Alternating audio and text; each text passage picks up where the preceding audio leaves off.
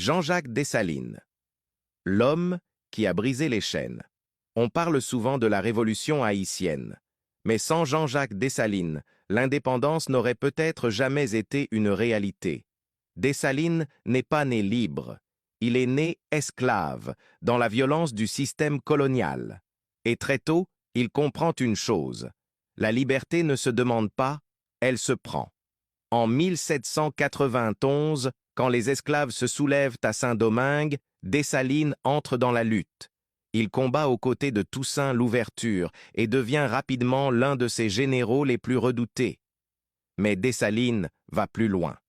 Là où certains espèrent des réformes, lui vise une chose, la fin totale de l'esclavage, la rupture définitive avec la France.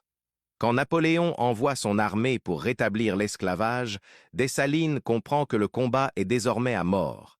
Il prend la tête de l'armée indigène et mène une guerre sans concession.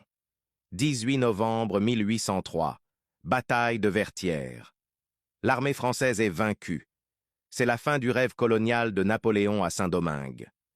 Le 1er janvier 1804, Jean-Jacques Dessalines proclame l'indépendance d'Haïti. Pour la première fois dans l'histoire moderne, un peuple d'anciens esclaves crée un État libre.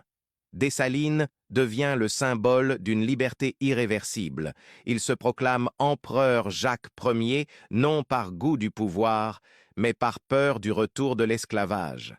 Dessalines dérange, Dessalines divise. Mais une chose est certaine, sans Jean-Jacques Dessalines, Haïti ne serait pas la première république noire libre du monde.